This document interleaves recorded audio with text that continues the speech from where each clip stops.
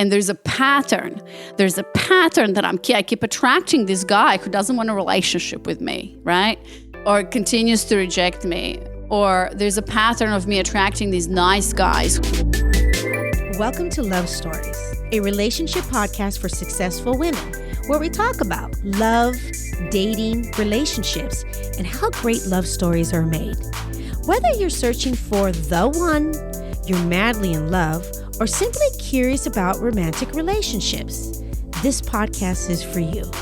I'm Charlene Byars. Each week, you'll hear from women, couples, and experts, and all the ins and outs on how to create your own love story. I am so passionate about this subject, and I'm so excited to share all the things that you can apply to create a beautiful love story of your own. Cheers to great love.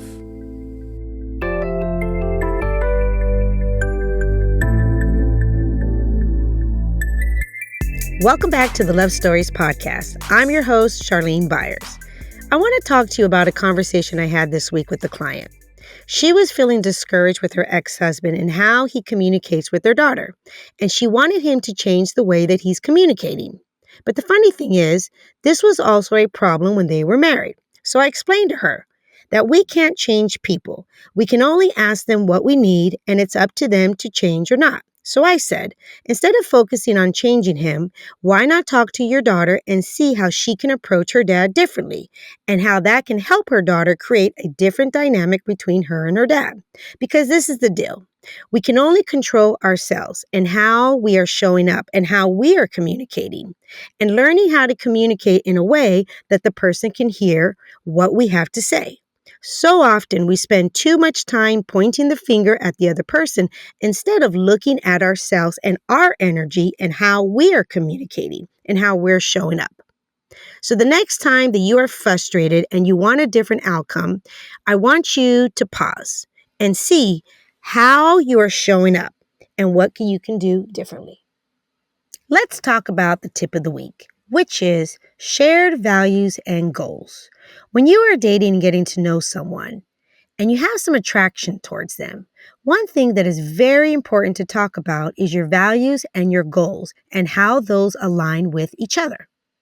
Do you have alignment on the fundamental values and goals?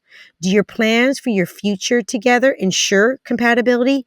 Because it's easy to talk about the things that we enjoy doing, the foods that we like eating, our past experiences, etc.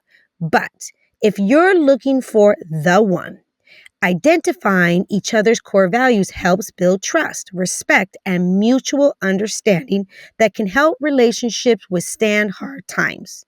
Sharing core values is vital to a healthy long-term relationship. So remember, find out if he shares the same important core values that you have. Let me tell you about our next guest. I am so excited to welcome Anna Rova to the show. Anna's superpower is helping successful women attract and keep masculine men.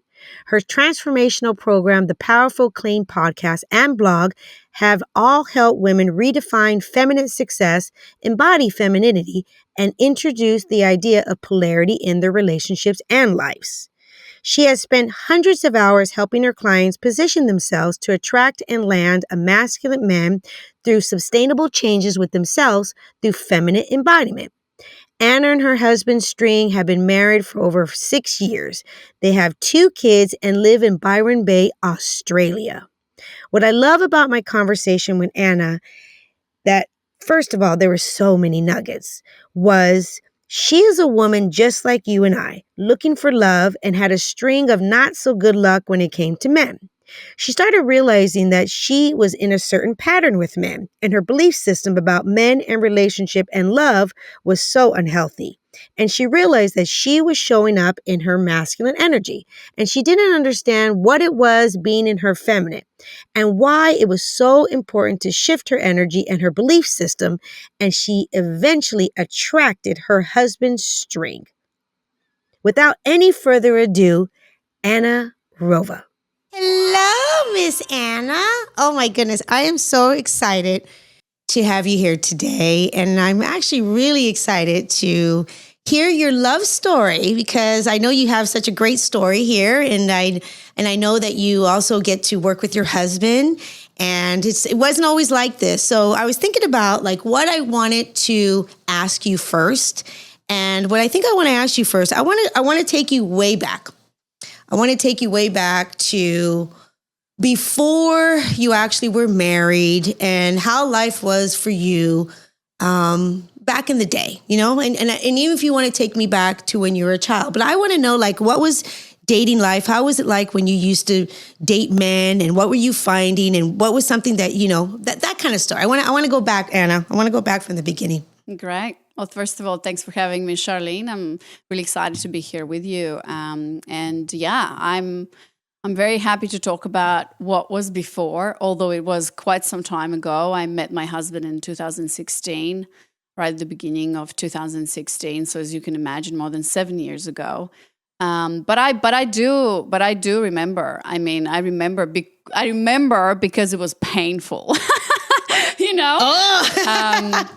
Yeah. It was painful, Anna. Tell me, why was it painful? What happened? Yeah, it was a struggle. I mean, and you know, that's why I'm so passionate about what I'm doing now, and I'm feeling for all the women. And you know, 7 years ago, it was painful, and I can only imagine. And I feel, I don't know about you, because I know you work with the same women that I work with. It seems like it's becoming more and more painful. So it is. So, and I love the work that you're doing, Anna. Yeah. Yeah. Thank you. So, you know, we'll talk about that today. We'll talk about this, but this is about you. I just want to know your actual journey. You know, when you were talking about it was painful before, because you deal with a lot of women now. What was it like then? What was going on back then for you? Yeah, so what was going on for me is that my journey kind of with exploring dating and men and relationships started with a breakup, like so many stories start. And I was almost engaged. I was in a very serious relationship with a man that I now call a beautiful soul, an amazing guy, you know, like was kind and generous and everything. But we were together for about 5 years, and I knew that there was something missing, but I didn't know what it was until I met a guy. While I was still in a relationship, I just met someone who was on stage. We were in the same organization, and I was really attracted to that guy. And I didn't know why, or I didn't know what was happening. And then looking back, because you're in a relationship with this guy. You're already in a relationship with the guy, and you're already telling me that overall the guy was a nice guy. So it wasn't like you were in a toxic relationship. No, it wasn't. I wasn't in a toxic relationship. We're going to get to the toxic relationship because I was in that one too. But what happened in retrospect, with this relationship, I was at the time and since then, you know, I'm someone who I'm an A player. I've always been an A-type personality, extremely ambitious. You know, everyone around me tells me I'm the most ambitious woman they know. I always knew what I wanted. You know, I always won all the competitions, was top of the class, got the 2 degrees, traveled the world. You know what I mean? Like, I got to the top of my career very early. And so I attracted and I got into a relationship with this very nice guy. But the problem was that I made all the decisions, which I didn't realize at that time, right? I made all the money, I made all the decisions, I told him what to do, and he just followed me. He literally followed me across the world where I found a job, and he followed me. And so, you know, it was convenient, it was comfortable for a time.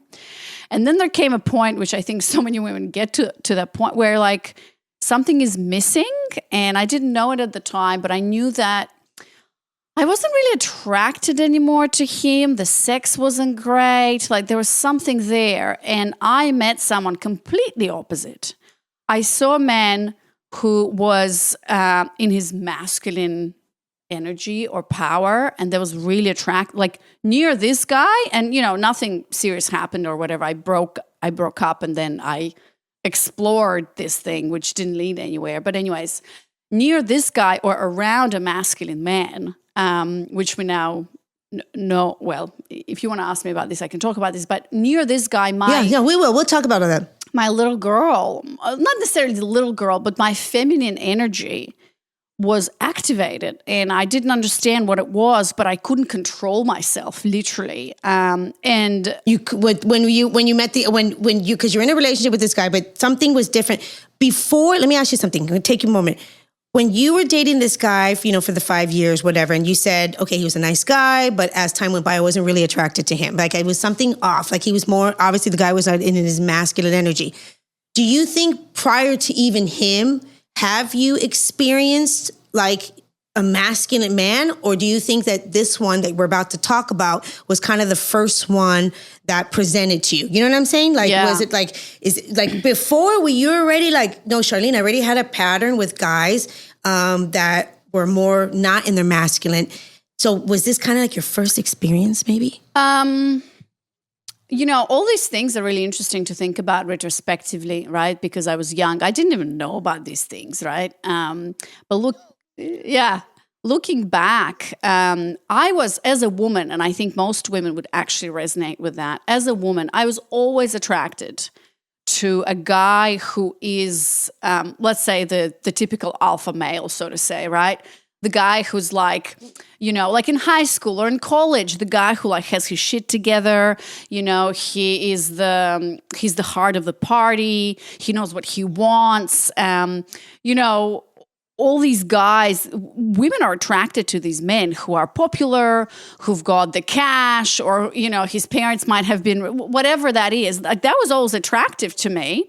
However, I never felt or thought that I was good enough for that. So growing up, I always looked at myself as like this average looking girl, lady, woman, that just like these kinds of men are not for me.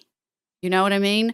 And that translated into my adulthood. So I'll just tell you the story. So I met this guy who was just a catalyst, to be honest. He was actually younger than me, but he had so much that masculine energy that was so attractive to me. So I broke it off with my nice guy, and I said, "This is not working for me. I'm out. I don't know why, but I'm out of here, right?" And I pursued a little bit this thing, but it was nothing. It was literally like this man played a very important role in my life, and so that's it. And so after that, I started kind of thinking about this. I started exploring. I stumbled upon the masculine-feminine polarity concept and dynamics and how attraction works, and I was like, "Oh my God." Please, well, I'm not religious, but I was praying to the universe or whatever. I'm like, you're like, please, can I just meet? Lord. Can I just meet a man who like can take me by the hand, who can lead me, with whom I can relax, surrender, let go of control, who can just pick me up, take me to a place, tell me to be ready, all of that. And oh God, that sounds so sexy, doesn't it? It does. And so I remember as I was walking, as I was, traveling to work, and I remember listening to this song on repeat, the song Bonnie Tyler, Holding Out for a Hero, where she's like, I need a hero. I need a hero. Yeah, oh, exactly. Girlfriend. Yeah. To come out of the storm and so the light and, Hero. Yeah. So I was really craving that. Oh, yes. Yeah. Girlfriend, do you know I used to sing that shit too? No, seriously, that was my song. I'm like, I need a hero. But it was so popular because it spoke to the depth of what a woman really wants in a man. And so anyway, so I was just singing that and stuff. So lo and behold, I've met the guy, and he was a military officer. Like, talk about a masculine man. I'm like, just send me a masculine man. And he was like, full-on military officer, have been on missions in like Afghanistan and Iraq and everything. And so, yeah, that was really hot. And so, that's a hot mama. I'm like, damn.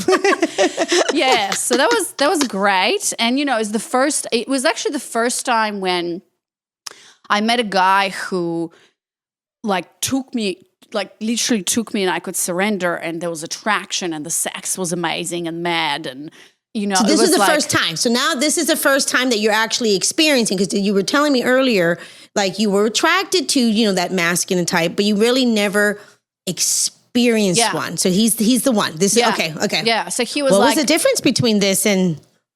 He was picking me up. Well, he was mature. You know, he was like 9 years older than me, which I always find hot.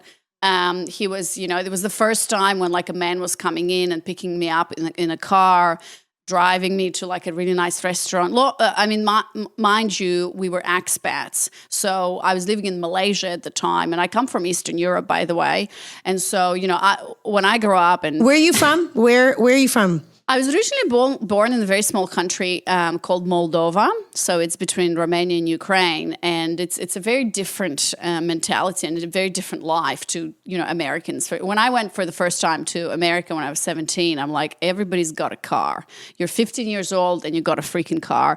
I didn't grow up in a car. So anyways, it was really interesting. Basically, this man, when I met this man, my life elevated to the, you know, we were going to these amazing hotels. He was paying for everything, breakfast in bed, you know, taking me to these islands, and we're flying around. Like, it was incredible. And you never had this before. Like, Anna, you never had this before. This is like your first time you've ever experiencing like this, because your dating life before, after you left the guy and you were attracted to the other guy, was your dating life still kind of the same type of guys?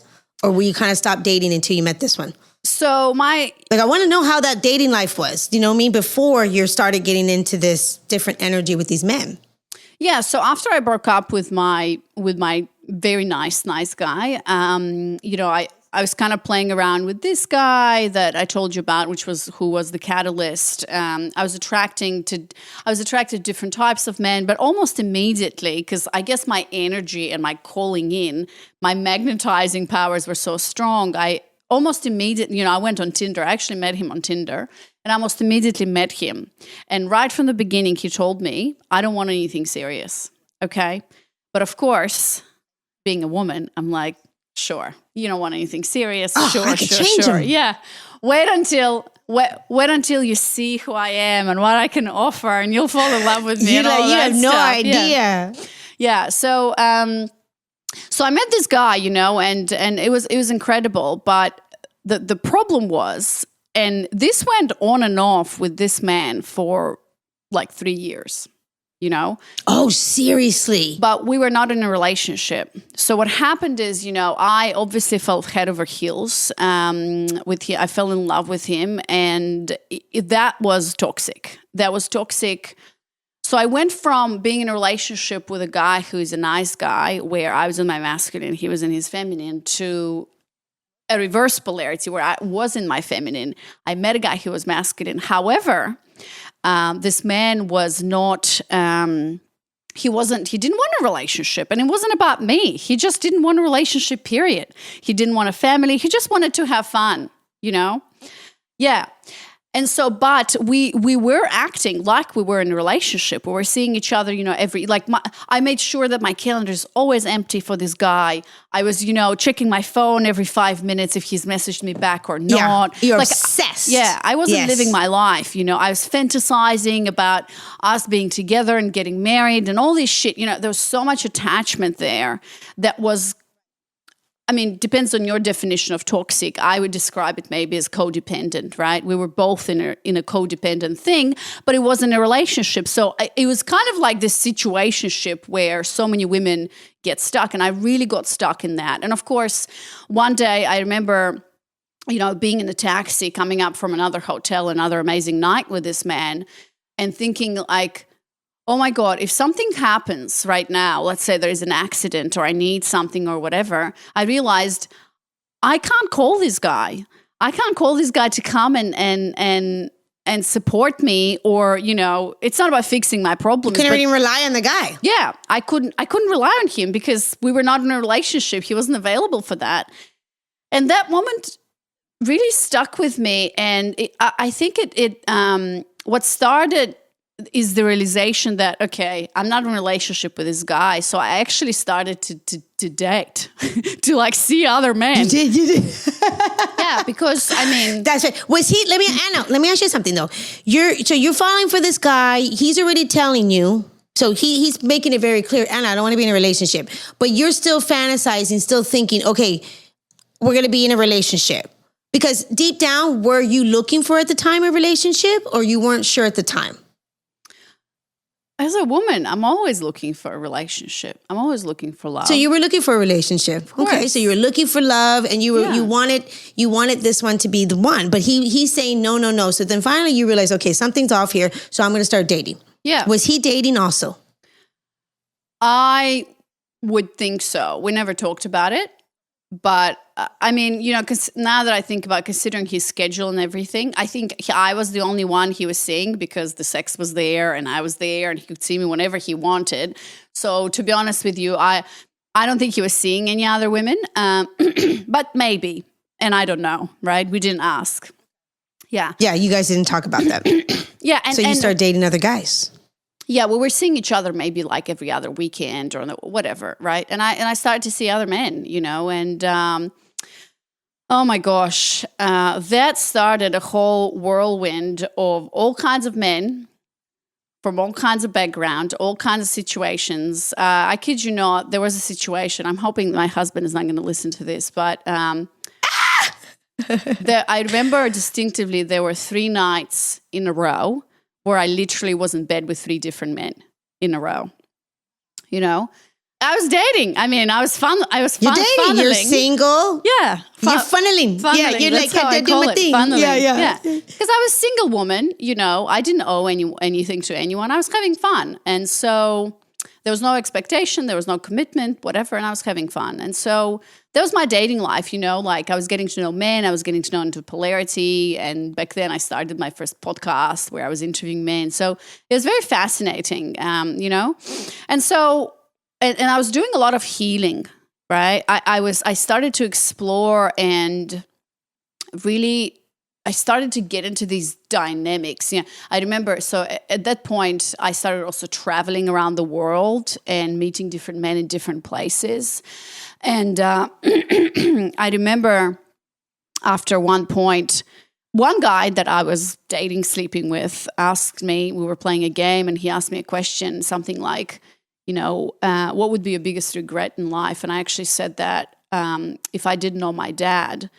And my father, my connection to my father was a really important one, which I later understood has a direct correlation with my dynamics with men. And so I made a big, bold move to invite my father to come and visit me in Thailand and travel around Asia for about 3 weeks during my healing process. Yeah. And my relationship with my father was bad. Well,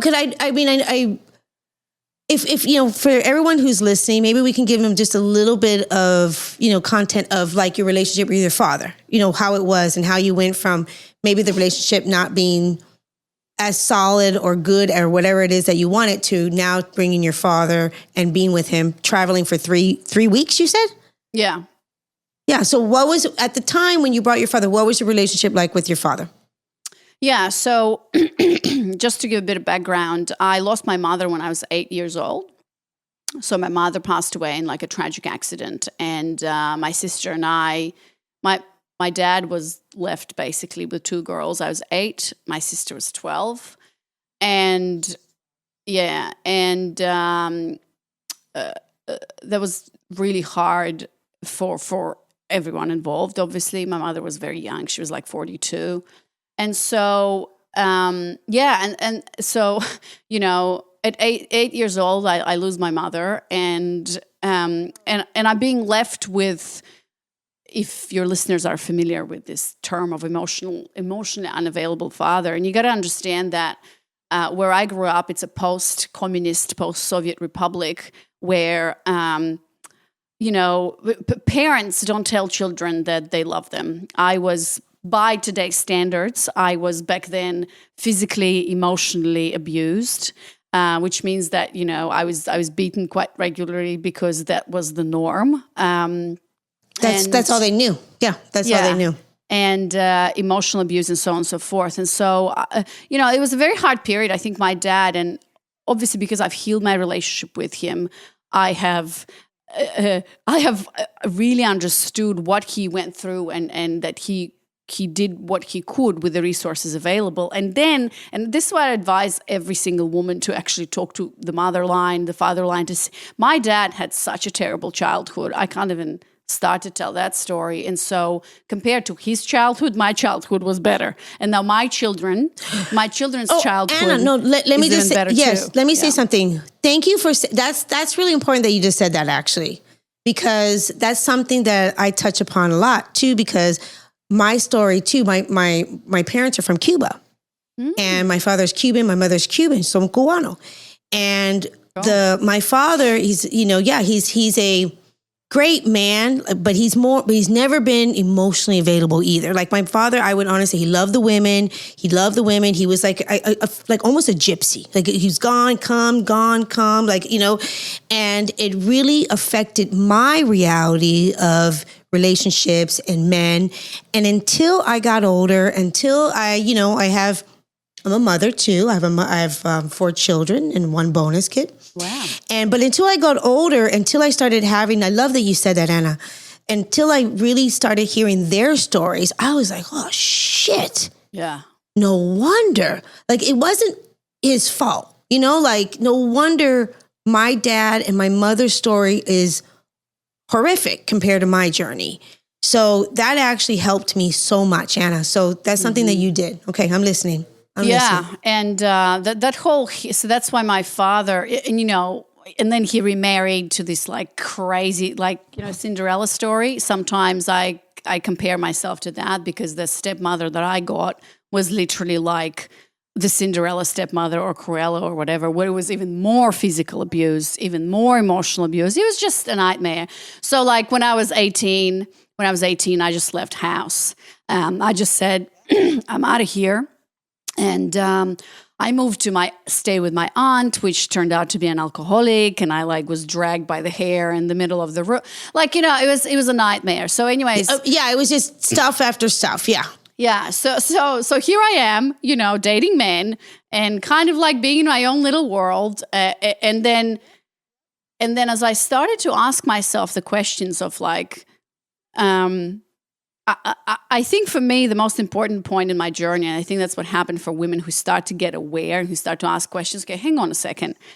The common denominator in all of my dynamics with men, and there's a pattern that I keep attracting this guy who doesn't want a relationship with me, right? Or continues to reject me. Or there's a pattern of me attracting these nice guys who are weak, who keep being intimidated by my success or whatever. So if there's a pattern, and life throws you situations so that you can learn some lessons. And until you learn the lesson, or until you start life knocks you on the head, or these dynamics, or these men, I always say every man is a teacher. And so what is this man teaching you? So I came to the point where I was like, all right, I've had enough. What the hell is going on? Yeah, right. So how much teaching do I need? Yeah, right. And so for me, this is where everything started to shift and turn around, where I stopped blaming men for, and I know so many women today, and this is the biggest, most important aha moment. And I'm hoping that your listeners or my listeners, this was the biggest moment for me to ask myself, okay, what are these men telling me? What is the universe, God, what is this telling me about me? What do I need to look at? What do I need to go inside to fix, to heal, well, not fix, to heal and to figure this out? Because it's not about the men, it's about me. There's something in me that's attracting these types of guys, and in the way that I'm behaving, thinking, and that led me to ask very important questions of, what's at the bottom of this? And one of the biggest things which I teach now, and this was my biggest transformation, is I realized when I started to kind of imagine an onion and I started to peel back the layers, I realized, oh my God, my belief system about men and relationships and love and women and myself, because it's all connected. Yeah. It's all connected, Anna. It is, yes. My belief system, is unhealthy and totally screwed up. So if I want to attract a healthy masculine man, who is that masculine man that I'm attracted to, who has all these qualities of being successful, of knowing what he wants, of being strong and I can relax in his presence, right? and who also wants a relationship with me, because we don't want just a masculine guy. We want a guy who we don't. wants a relationship with me, who I can connect, who I can tell my deepest, darkest secrets, and all that relationship or intimacy provides. I realized. Look, you had a masculine one. Anna, you had a masculine one, because it does. I love that you're saying this, because it actually makes a difference. Because look, you had that one that you were with for all those years, and it's not enough, Mama. You're like, it wasn't enough. So it's not just. I love that. Let's talk about that. It's not just masculine. There's more to this. You know what I mean? And so when you were with wanting to have this man being in masculine energy, but like you said, a man that actually wanted to be with you, be in a relationship, wanted to take care of you, that absolutely had to be a shift, a mind shift. Like it had to be. Yeah, absolutely. Talk about that. Yeah, so I realized that, so attracting a masculine man is not enough, because that masculine man, will be in his masculine. And by the way, my belief is that most men are masculine essence men. They have the masculinity inside of them. Sometimes the women are self-sabotaging themselves, preventing that. But anyways, it's not enough. You want a guy. You know what I call it, Anna? I say, stop. You know what? Can I tell you what I call it? I say, stop chopping off the balls. Yeah, that's right. Yeah. we got to stop chopping off those balls. Keep the balls. Man repellent, whatever you want to call it. It's the same thing, yeah.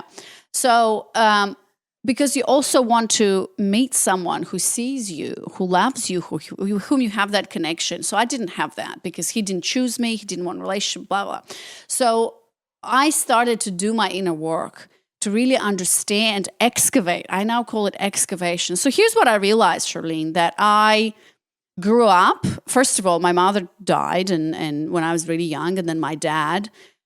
But so first, the first layer is what I have learned in my family unit. And what have I seen? What have I seen as a little girl? And, my mom passed when I was 8. So from 0 to 8, there was a family unit. And so I started to dig deep, and the first thing and that's what I recommend everybody does, to think about, okay, what I've learned in my family dynamic. So from what I know now, and obviously as a child, this is all unconscious. You can't even process it, but you are absorbing all of that, right? So what I've seen is that I know now, going back, that, my father didn't want to marry my mother. She got pregnant first and had to abort. And so it was a really interesting dynamic where my mother actually did not feel chosen. And then somehow, I don't know, he said yes. I don't think he was ready for marriage or a family or whatnot. I don't know what that story was. But back then he was like, she's pregnant, but they get married. Yeah. So that wasn't what he actually wanted. Yeah, but they eventually get married. They start a family life. I've heard some rumors about cheating happening on the side. I'm not sure about that. Nobody has confirmed it 100%. But like you hear these things, and you hear things. I could only assume that this. So there was.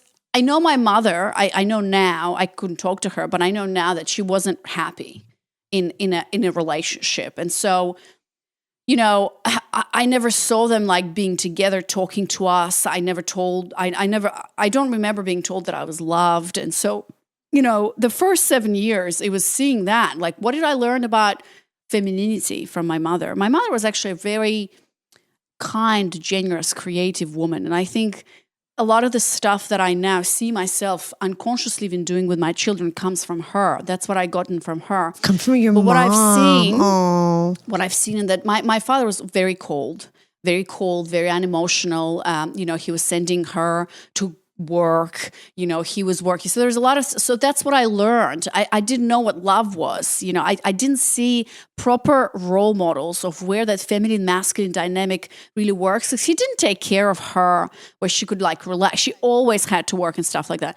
So that was the first thing. Now the next layer. Anna, that's interesting you saying that. Well, hold on. But that's interesting you said that, because you even said early on when we were talking, from an early age, you were always the one, like the go-getter, the doing the things, overachiever. There was obviously something about your mom and something there that, that was resonating with you, because if you're not seeing a woman in a relationship that's, loving and kind and that type of dynamics, that does absolutely get in our nervous system. So there was something there about your mama that really connected with you. Of course, you didn't know it at the time, but this is fascinating. But Charlene, it's not only my mom. it's all the women who came before her. So we can talk about also generational belief systems where my grandmother, my grandmother, and from both sides. So this is the deep work that I had to look at, excavate and dig deep, because I saw my grandmother working like a workhorse, just like my mother, probably like her and her mother, the women in my lineage and in my family. And I know that so many women can relate to that. They could not rely on their men. Well, first of all, I got to tell you that my grandmother, like, what year so she went through, when was she born? She went through Second World War. And obviously for you guys, it's a little bit different, right? In America, but still, like, every country, every culture. My parents came, my mother went through hell and back. And it's the same thing. My mother came from Cuba. So they left Cuba right when Castro was coming. So they stripped them from Cuba and they were in Venezuela. So I totally get this. Yeah. This is like... This is something that's been going on from generation for generation. So it's universal. It doesn't matter, what culture you're in, what country you're in. You can look back and the whole world went through freaking 2 world wars. And so imagine living, not only that, you just did not have men to rely on because men were at war and you had to somehow raise children, put food on it was crazy. And so when I looked at these generational patterns, going back, like, no wonder that I can't attract a masculine man who I trust, can rely on, and have a healthy relationship with him. Rely on him. Yeah, because I've never seen it in my life. And my grandmother, and I know for so many women, we were told, do not rely on a man, because they could not rely on a man. Literally, I've seen my grandfather. Is so relatable. Yeah, I've seen my grandfather just being drunk, to be honest with you, and he died of liver cancer because he was drunk. So anyway, so that's what I see as a little girl, together with that baggage from the past, from all the women that came before me who couldn't rely on men, right?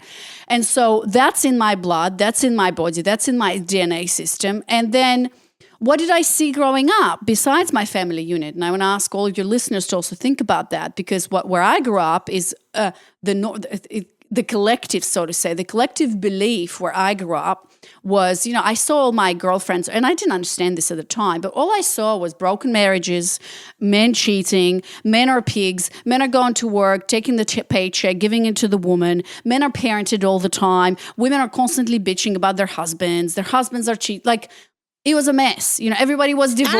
I feel like we had the same childhood. Yeah, that's exactly how it was. Yeah, every woman's like, "What the hell?" Like, I only saw the negative. Yes, there's some women that grew up in a really loving and caring environment and all that kind of stuff. But we're talking about the majority. Yeah, really, honestly, the majority, and depending where you're at in your age, but the majority, and especially us, if you're a little older, I'm 50. And so the majority of us, absolutely, when I talk to women, they're like, Charlene, it was crazy when I grew up. Like, I had no role models whatsoever. Yeah. So yes, Anna, this is so relatable. It's so many of us. Yeah, and it's so hard because, no wonder divorce rate is 50%. You know what I mean? It's like people just stumble upon relationships and they keep repeating the same patterns. And that's why I'm so passionate about this work, because I know that what I do and what you do, Charlene, I always tell my women, and that's what happened with me, that story of broken marriages, relationships where men couldn't be relied upon, where men weren't trusted, where men weren't respected, where men weren't that stopped with me. That stops with me, and I have the power to change the story and the narrative so that my daughters, I don't know what's going to happen, of course. If you have a parent, you're going to need a therapist. I've done my mistakes probably, but I know that I'm modeling. And I told you I have 5 kids. That's a lot of therapy. But what I know, what I know is that what I'm doing, the work that I have done, and it was brutal. Like, I can tell you that this work is brutal and it's hard and it's painful, but I can tell you with 100%, Charlene, that it's so worth it because I've met a man. So as I went through all of this journey, so you look at your collective, you're like, oh shit, no wonder. And then you take all of that baggage into your adult life. And you, as a result, of course, you just attract what you've always seen, right? And no wonder. And then these experiences in my dating life kept piling up. And hang on a second, let's talk about the last 5 to 10 years of the marketing and the collective and the societal messages that are sent to women. Tell them let's talk about that. Tell them what they're telling us right now. Tell them what the women that you're probably working with are coming to you and what they're hearing and what they're believing. It's very sad. Like, when you open Netflix, obviously everything started with the Me Too movement, which was incredible and it had to be done. However, and feminism, right? Like feminism is amazing. I consider myself a feminist, I believe that women have equal rights and have equal opportunity. Like, sure, hell, I run $1 million business. Like, I'm here for it, right?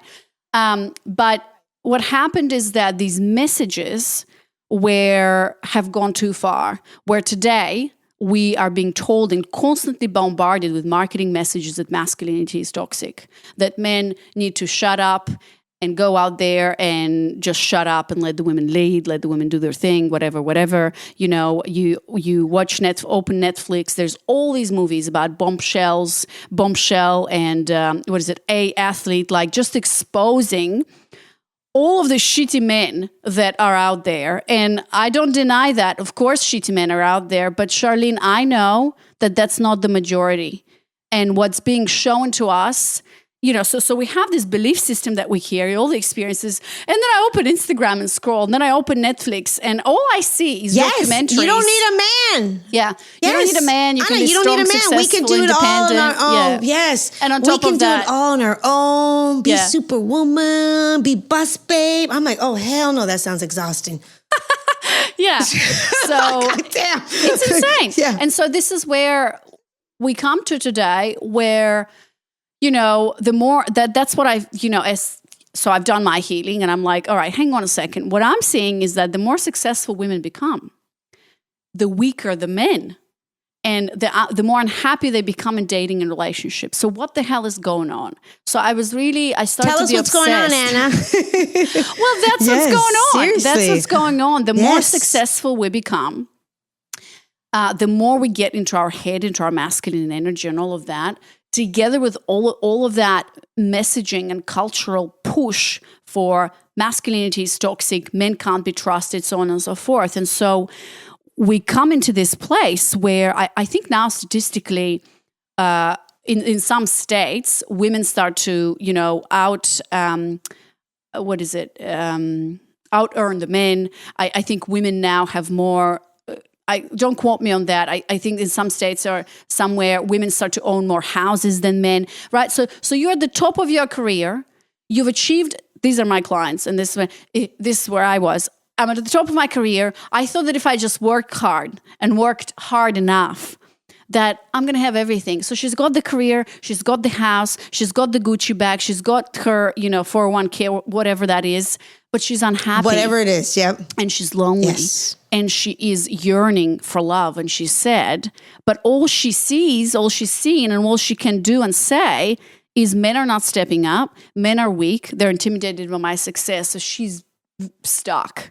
And it's very sad what's happening today. So that's what's happening to that, and that's why it's happening, because women are basically have become men. That's the message, and it doesn't work for us. But Anna, that really is a message, Mama. That's really what's going on. It's so confusing for so many people. And I love when we talked about earlier, and especially if you grew up, like I grew up, like I literally grew up, is always, since I think I was a little girl, Anna, all I remember hearing also is you can't trust men. You better make sure, you better make sure you have money. Better make sure you do this. Better make sure you do this. And not only that, I'm hearing this my whole life, Anna. And then what do you think for me was representing coming to my life? What do you think it was? Those type of men too. So to be able to understand that, first of all, listen, ladies, listen. First of all, there's nothing wrong with you. I'm just letting you know right now. What happens is there is layers here that we are just not aware of. And this is why we are talking about this today, because I want you to hear, and obviously from a different perspective from Anna, because Anna also herself it's so relatable what she's saying, because I see this in so many of us. And we're talking about how, we've had these toxic relationships and how we've been in our masculine and how it doesn't work. But she's also going to start talking about how she herself, like she said, because listen, you don't know this yet, but she's very happily married. she has 2 children and life is great. But to get there, look at her journey and look what she's had to gone through. And I just admire this so much. And thank you for your vulnerability, Anna. Thank you for really talking about this, because this is so needed. So let's keep talking about how you noticing that, especially like yourself, that was you, and that's your clients now, are in this really like masculine. The more successful you are, the more masculine.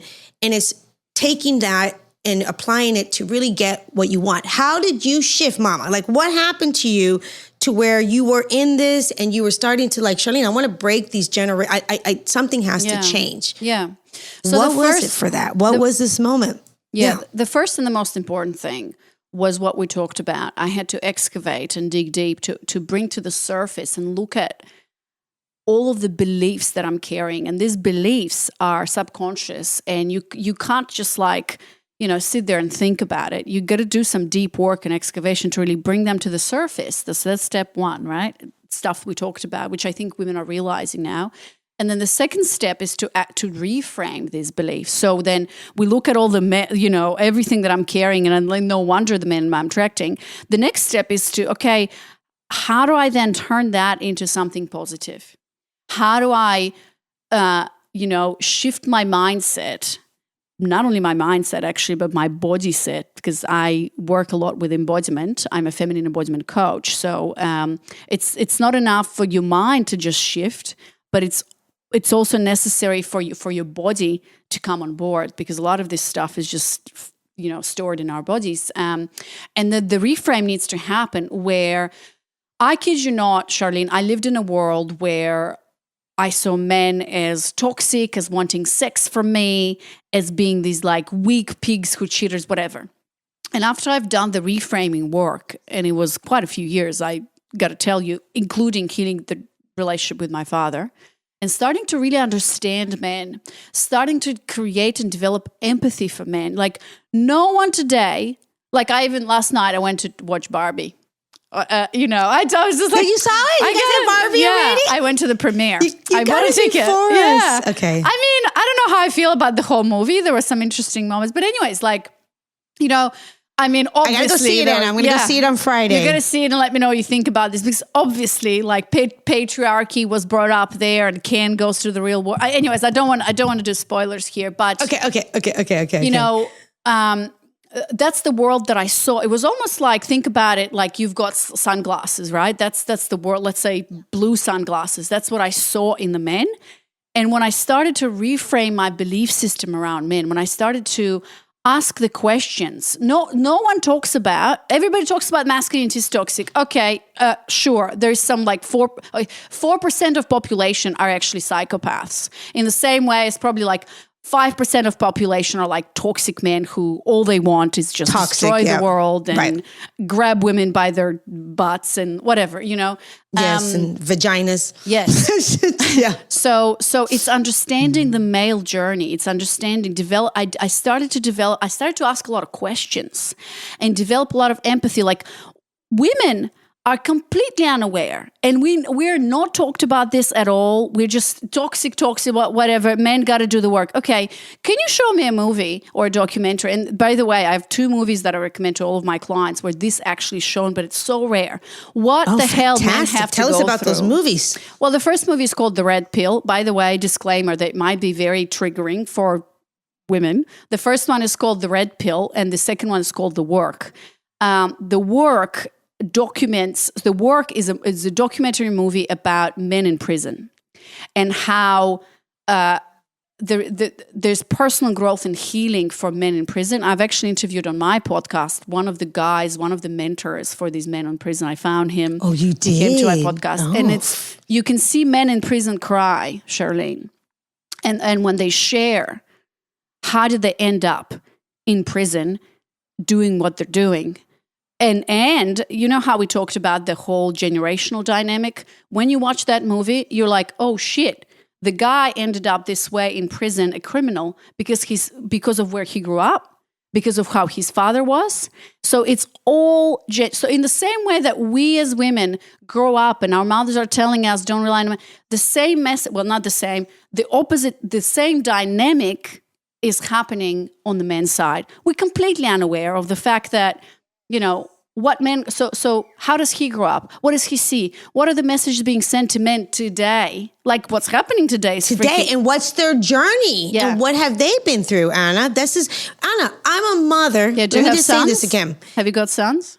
Mama, I have 4 boys. Oh my God. So this topic is like super strong for you. So this is so important to me because I am really, really passionate about men. And I'm really I see them in such a different light. I've raised 4 boys. Right. And I have twins and I have 1 girl, Anna. I have 1 girl. Mm. So at home I have a boy and a girl that are twins. And then my other ones are older. Anna, I have a 31-year-old. I have a 23, a 22, and then Owen who's 16, but he's like 30. But seriously, I love that you're saying how women need to really understand and have a different understanding about men.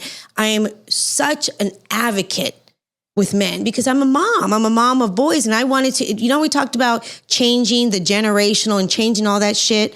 God works in mysterious ways, seriously, because, this is not about me today. This is about you. But I just want to let you know, I never had this view of men the way, I had. I always had the bad view of men. Men are assholes. Men are cheaters. Mm-hmm. I mean, I just stepfather after bad relationships after, I was married for 23 years. I had it all, Anna.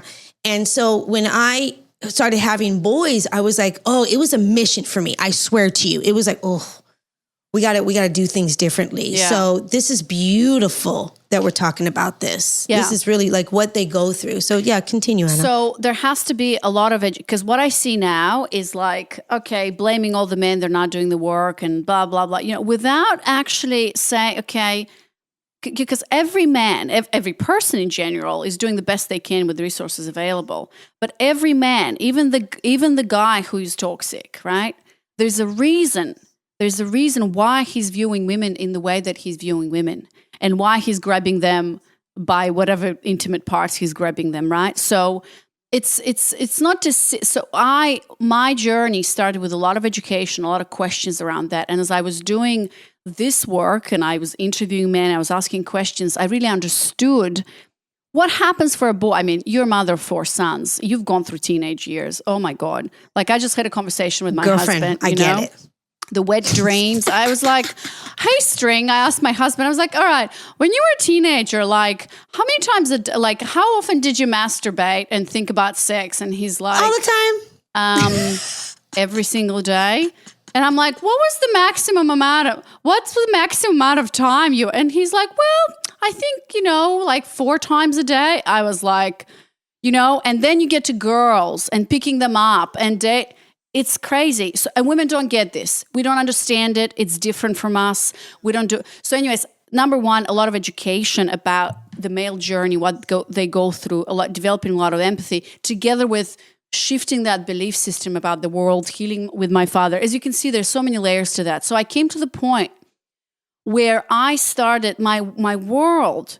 I started to view, people in general, but men as humans who, just like us, just like women, carry their own stories and behave in the way they behave for certain reasons. So instead of judging them, expecting them to be better, having all these standards and whatnot, I started to understand, and I also started to, as I did this work, Charlene, I started to attract better men because I was changing.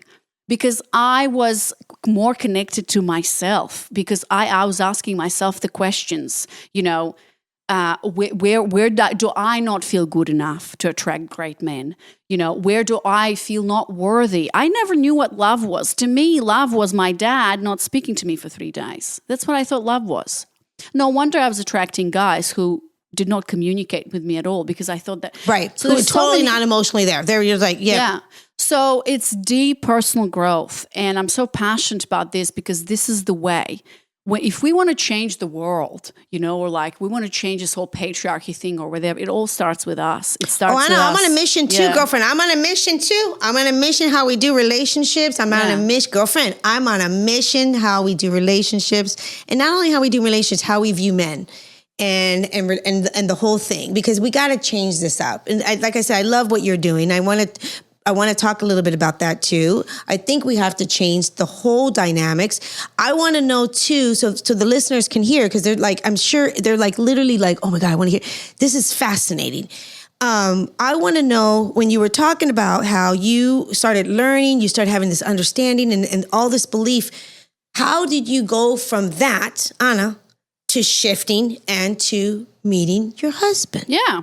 So I was doing all this work for quite a number of years. And then, I started to attract, as you start doing the work, you start to attract better and better men. And then I started to travel. And in fact, you're going to like this, Charlene, because I met my husband in Colombia.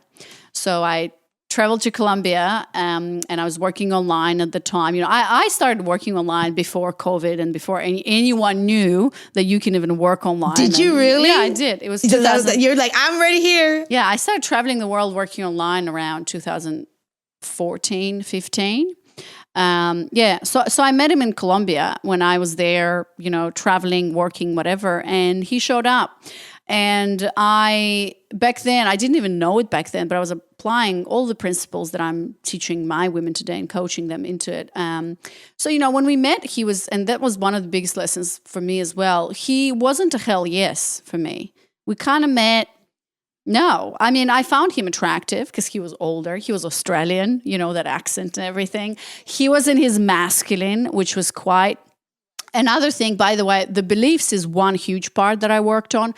The second thing that I worked on, which is extremely important, is that feminine masculine polarity. I understood that if I keep being in my head and if I keep telling men what to do, and I keep bringing that whole do, go, successful woman that I have in my career, if I keep bringing that into my dating life, I'm going to keep attracting weak men. So I worked a lot with being in my body, surrendering, relaxing, and letting the men lead. I wrote an article called Let Him Lead. So I was already, by the time I met my husband, when I met him, I was primed. I've done my work. And so when he showed up, I was kind of, oh, hello, whatever. I didn't think anything of it. Our first sex was terrible. I'm like, what is this guy doing? I never want to see him again. I don't know. It was just like weird, but I was dating. I was dating some other guy and him at the same time. I was having the time of my life. You're traveling, Anna. You're traveling. You're like, whatever. Yeah. And that's another thing. I was not on a mission to meet my husband. There was not attachment. I was dating for the fun of it and I was enjoying it and I knew I was the prize. That's it. And that's how you need to date today, because men have this radar, I kid you not. As soon as they, what a woman does as soon as she starts having sex, she puts her clothes into him. That's it. Mission attach, I call it, right? Like your hormones, your eggs. And this is all evolutionary psychology. I went even into that line where it's like, as a woman, as soon as you have sex with a man, it's freaking mission attach. And that's why they run away. It is. Because for them, it's like, I'm just dating. Sex was great. See ya. And for me, it's like, oh, he's my boyfriend. We're going to have children and blah, blah, blah, blah. We're going to get married. Yeah. This is it. Oh, God. Done. It's crazy. So what happened with this one? So the sex is bad. So what happened is, we were kind of here and there and I didn't understand what this was, whatever. And then there was a moment. That's why I always tell my women, and that's what I've done, is you got to give men chances, because if I would have judged my husband by like, oh, sex was terrible, I never want to see you again, or like, you're bold and wearing, flip-flops, like, get out of here. You know what I mean? Like, so many women have these like freaking checklists about what kind of shoes he needs to wear. Please, I know. Yeah, it's crazy. Oh my gosh. And so, but I just relaxed. I was like, whatever. And then there was a moment, a distinctive moment where like I got in trouble, essentially. I mean, it wasn't big, but, the ATM machine ate my debit card and I didn't have any cash and I was in Colombia and whatnot. And then because I was talking to him and he was kind of in the periphery, his game was very slow. I kind of mentioned it randomly. I didn't expect anything of it. And he asked me, like, how much do you need? And I said, well, about, $1,500 or something. And then he said, I'll bring you the cash tomorrow morning. And he literally showed up. He put the cash on the table and he said, you do what you need to do. You can repay me back whenever. And I was like, oh, that's sexy, Anna. Oh, hang on a second. hell. Who are you? Like, who are you? I would be like, wow. Yeah. So there was no expectation. He was just there. This masculine man came into my life and said, I can take care of it. I can take care of you. You can rely on me, right? So, and there was no so that from that moment on, something shifted in me, but that didn't happen immediately. Have I been judgmental or dismissed? I just gave him a lot of chance. And so from that moment on, things have started to shift and change. There was another moment. I love that you're saying that. I love that you're saying this, Anna. Please talk about, please let them hear this part. No, seriously, ladies, listen to her. She's going to tell you what she does. She's a badass in what she does. She's going to plug that. Let me tell you, you got to follow her, listen to her. I'm not kidding you. But listen to what she just said. She was explaining to you that she was, free-spirited. She was already doing the work. She already kind of did a lot of all the stuff that she already talked about. So now she's in a place that she's not feeling that desperate feeling. She's not feeling like, oh, it has to work or it doesn't have to work. But what I love about what she's saying is she just kind of, I'm going to use these words. She just kind of chilled out. She's like, I'm just going to relax. I'm not going to judge him too much. I'm going to let it be. I'm going to check this out. Because often, especially if we have like a weird experience with a man in the beginning, we shut that man down. Anna, you know how that works. Yeah. You work with women. I work with women. We're like, no, he's not, no. So what was it that you were able to just relax, Anna, and give this guy a chance? What was it? I mean, to be honest with you, I was like, whatever. I was just, I even told him. So it was so bad, Charlene. I got him out of, we went to a bar or something. And we were like, we were already by the time had sex and we went to a bar and we were with friends. He didn't even ask me do you want a drink? What should I get you? He just went to the bar with his friend. They got themselves beers. They came back. He was just sitting on the couch drinking his beer with me. And I was like, what is this? This is crazy. I gotta cut it. Literally, I was at that point. So I said, okay, can I talk to you for a second? Then I took him out of the bar and I said, look, you gotta stop wasting your time on me. And he was like, oh, what do you mean? Goodness. And I was like, I'm out of here. That was hot already, Anna. That was hot already. That was right when you said that, he was probably like, oh. Yeah, but it's so, but you and told I just him, but left. you did. And I just left. I left to my house, And then when I talked to him about it, he was like, I was like, what? But he kept pursuing. He's like, oh yeah, whatever. She's in a bad mood. I'll call her tomorrow. I might message her on the weekend. Men are persistent, and it's amazing how they do it. So he didn't take this as rejection. He was like, oh yeah, whatever. I'm still good enough. So we just kept. And then there was a moment after that, which also turned the dynamic around. Where at the time I was actually sexting with another guy or texting with another guy because I was single and dating.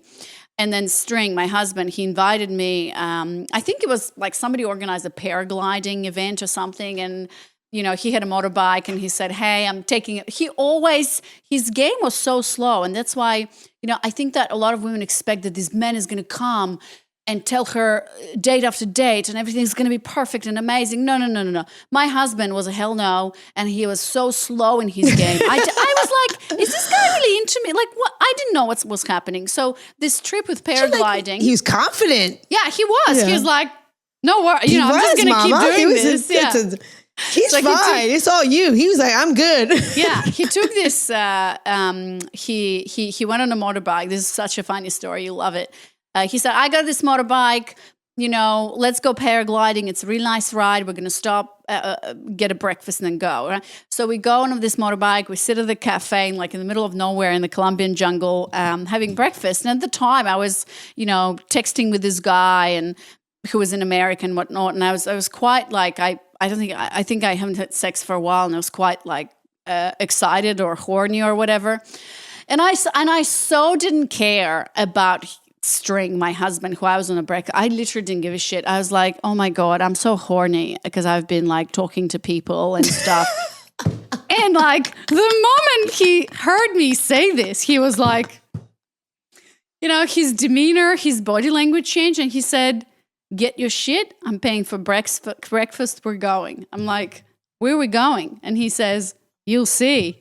You'll see. So I start laughing at this moment. I'm like, what's happening? Is he really going to do it? What is he going to do? Because I'm like, I'm horny. I'm ready, right? Yeah. What's going on? Yeah. So he's getting up. He's paying for breakfast. And he's like on a mission, right? Like a woman is ready. I'm on a mission. Yeah, he was, happening. Anna. So he's getting on a bike, and literally we're driving for like 5 minutes. He stops in the middle of nowhere by the side of the street, takes me into the jungle, bends me over, and we basically have sex. And I remember I still have, I had dirt under my nails. And after that, like, I was like, okay, so this was after our first bad sex. And then this happens. And then what happens, he puts $1,500 cash on my table. And I'm like, all right, there's something about this guy. I think I kind of like him, I kind of like him. What's going on? There was this he's confident. There was this confidence, right? And there was reliability and everything.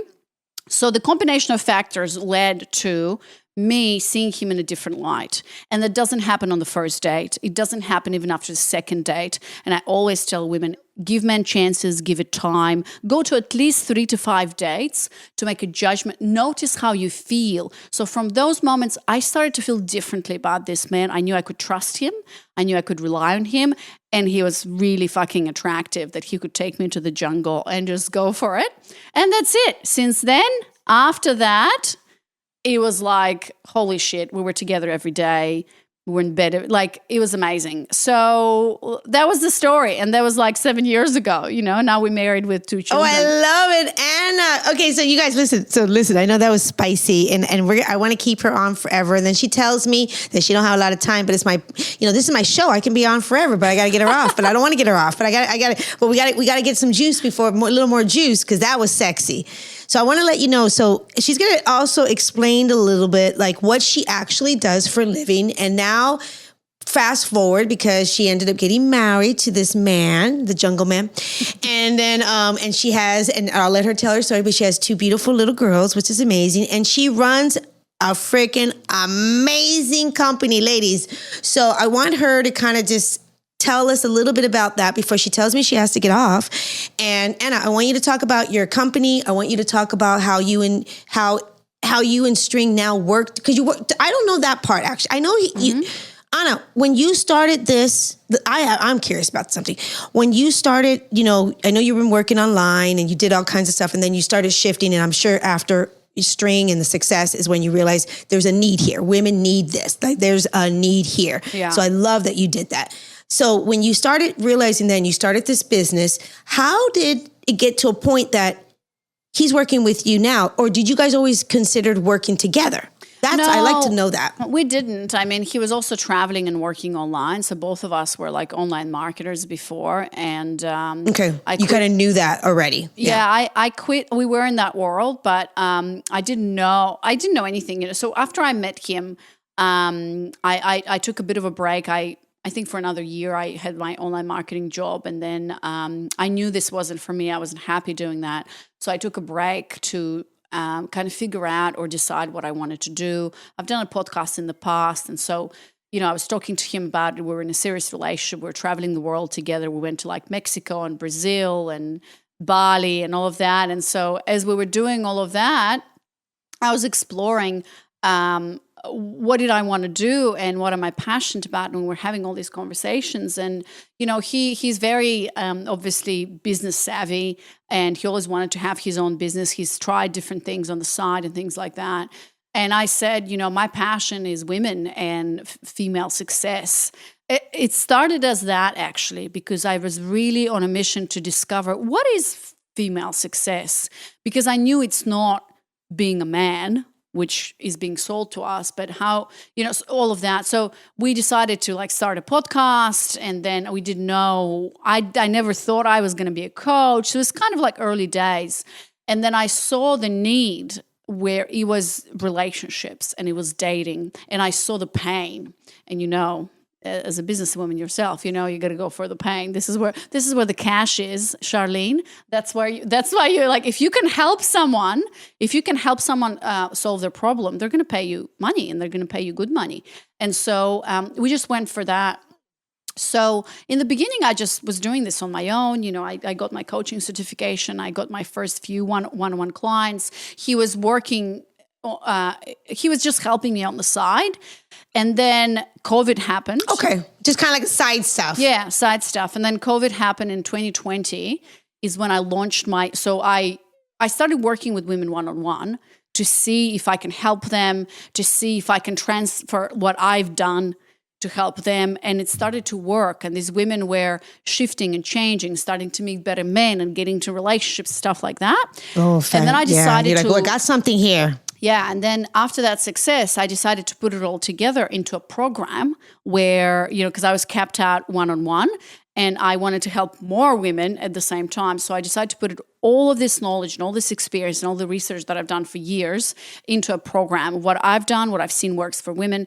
And it was COVID, and we just launched it, and it just flew out. This during message. That time. Yeah. And this is when I think 6 months into that, we were doing so well that my husband had to come on board full time, and that's how we ended up. Okay. Yeah, because that's how he did it. Okay. It was very successful, and it was hitting the mark, and in COVID times and in Facebook times and stuff. So that's how he came on board, and I think July 2023. So it's been 3 full years that we are just running this business together as partners. Yeah. So you do work full time together for about 3 or 4 years. Okay, that's a whole other story, probably, right, Anna? Yeah, that's probably a whole other bring you back on other story, isn't it? Yeah. Why don't you? I'm telling you, because eventually, Anna, listen, I want to bring couples. So I would love to have you and your husband, Charlene. I love to interview both of you because I think it'd be really fascinating interviewing both of you on your journey and hearing like your perspective, but then his perspective at the same time where you guys are at. But that's just something I'm just going to throw out there. Yeah, I think he'll be up But for everyone's listening right now, but if everyone's listening right now, Anna, how can they get a hold of you? Tell them exactly what you do. I know we work in the same world, but you know what? It doesn't matter to me because I think, everyone relates to different things. And I would love for my listeners to follow you. And especially ladies, my single ladies, she really has something here. And I want you to hear what she does. Anna, tell them what you do. Thanks, Charlene. So, it's quite simple. What I've done in my life that, my journey of healing and all of that, I then started working one-on-one, and now it's a whole program, and it's been going on for 3+ years. I think there's like 650 women who've gone through the whole process, and I'm just teaching what I've done and what really works, and now it's tested and proven, right? And so my work, so I have a group coaching program that focuses on helping women attract committed masculine men, right? The men who are in their masculine energy, who you're attracted to, who have their shit together, they're go-getters, they're A players, whatever, at your level, high-value men, but who are also committed. That means that they want to have a relationship with you, right? So it's that good quality, great men, which I know, Charlene, that actually are in the majority. And so I work with single, successful women, and we go through this whole process of excavating beliefs, reframing beliefs, changing their whole filter and the mindset, not only mindset, but body set. We work on that polarity.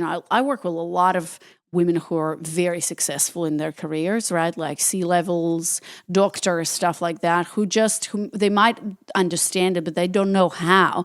Like all their life, what they knew is they had to work to survive, to prove, to whatnot. And now they, even if they might know that they need to get out of their head and be in their feminine and relax and surrender, they have no idea how to do this because for decades. No, they have no idea. They've been on that mission, go, go, go, right? So that's the second part of the polarity. How do we shift and switch, and how do we date in a feminine embodied way? And a third pillar. So I walked you through the 2 pillars, which is first is belief, second is polarity. And the third pillar, which is the foundation of my work, and I feel like is what differentiates Claimed. So Claimed is my company and my program, and what I do from a lot of this, I don't know what's your modality, but my modality, Charlene, is embodiment. And it's such an amazing tool for women to use where through embodiment, which means that we're getting out of the head and we're starting to feel. And that whole reframing of beliefs, that whole polarity, like, I see so many people teach femininity or how to be feminine through a lot of external things, like wearing a beautiful red dress, which works, right? Or like candles or whatnot. But femininity or the feminine energy is so unique to every woman. And it's not, of course there is like style and candles and whatnot, but the most important thing is how does feminine feel to you? How does it feel to relax and surrender? How does it feel in your body? And how does it feel when you know you're worthy or good enough for a great man? And how does it feel to be in a relationship with him? So a lot of this stuff is so much embodiment work. That's what I do, and I love it, and that's kind of my signature system. So that's what I do. And if women want to find more about it, I actually have... yes, how do they reach you? Tell us. And I'll have it on the show notes too, but just... Great. Yep. So if somebody is listening to this and like, oh my God, I got to talk to this woman, or I got to know, I don't need to hear anything talk to else. Anna. Yes. You can just straight go and apply for your discovery call. We're going to meet with my, relationship consultant, and they're going to talk to you about the program and all. So that's claim.com/apply. It's going to be a quick application, and then they can book a call. Or if you want to get to know more and where I explain these pillars and stuff, I have a free training where it explains, I think you have something similar. So that's at claim.com/training where they can sign up and learn more. And of course, I have also a Sign up, YouTube ladies. thing, Seriously. a podcast, and follow Instagram. her. She's amazing. Thanks so much, Charlene. Instagram. No, seriously, she's all over. Follow her. I'm not kidding you. Didn't you guys just absolutely fall in love with her today? What authenticity. What a treat today, Anna. Seriously. Thank you. Oh, I just... made me feel so warm and fuzzy. Thank you so much. Thank you for what you're doing. Thank you for sharing your story. That was so much fun. I appreciate that. Like I want to keep talking, Anna. I'm telling you, when I'm starting to do the couples, I'm going to reach out to you again, and I would love to continue this conversation. And I would love to hear String's, journey and his story and what he wants to say about all this. So I hope you guys would come back on. Absolutely. Yeah. Let us know when you're doing it, and I'll talk to him and bring him on board. Yes, I'll let you know. Yeah. So Anna, before we wrap this up right now, is there anything that, so the majority of my listeners are your girls, the same thing, single, successful women. And they are, they're frustrated. They're thinking that there's just not enough, good men out there. What would you say to them right now? Let's leave them with something. Yeah. Well, I can say to them that I feel the pain deeply, because I do work with women like this every day, and it's hard. It's hard, and it's heartbreaking.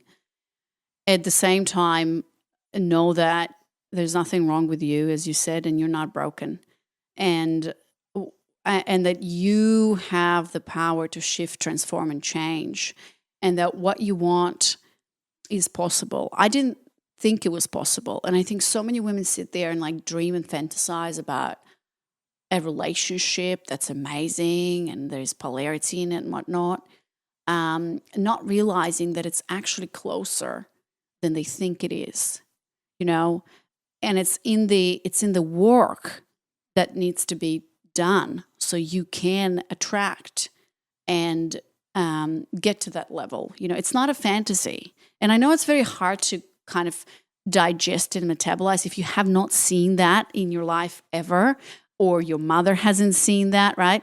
But that story of broken dynamics of when men are toxic, that starts with you, and you can change that so you can, pass that on to your daughters and create a world where it's not the future is female. The future is, male and female, where we create these beautiful relationships where, I've been married for 5+ years now. Our sex is getting better. I'm still attracted to my man exactly the same as I was attracted when I met him, with 2 small children. So that's possible. I don't want to say that, you can have it all or whatever. Fuck, I go through so many challenges every day, right? But that moment when the most important moment, I think, every day of my life is when, String and I wake up and we hold each other in each other's arms. And, my 2-year-old walks in with like this, goofy face, crawls on the bed. My 4.5-year-old jumps in and we just like cuddle in bed. And that's here. That's here with me. And the last thing I want to say to women, I think it's so important to know that you can be happy. You can be happy with so many guys. You just got to get out of the way. Men want to make us happy. They love us. They love women. They want to make us happy. Most men have good intentions, and so we just got to get out of the way. Thank you for saying that. See it for what it is, and give them a chance to make you happy, because you can be so happy with a guy who who makes you feel the way you want to feel. And that's the most important. So I just want to say that it's all possible. I'm seeing it every day. And I just want many more women to experience this, because life is too short to just be going through this nonsense with toxicity and whatnot. Life is too short not to be in alignment with your man. Have a good man on your hands. Yeah. Absolutely. That's fantastic. Thank you, Anna. Thanks so wonderful. much, Charlene. Thank you. This was great. Thank you so much. All right, everyone. Well, you heard it. So, we'll leave stuff on the show notes. Please make sure you follow her. And I'll bring her back. I promise. I'll bring her back. I'll bring her back with String, because he sounds like a character. We gotta meet him. You'll be surprised. Thank you so much. Yeah. That's a wrap. Wow. What an incredible woman. And how Anna was able to totally change things around about her beliefs in relationships with men, herself, and how she was able to attract her husband and now help other women do the same. If you're loving this podcast and these incredible conversations, please hit the subscribe button and leave a 5-star review. Don't miss an episode, because each week I'll be bringing on guests and experts who share their knowledge about love, dating, and relationships so you can apply it into your own life. I'll see you next week. And until then, cheers to great love.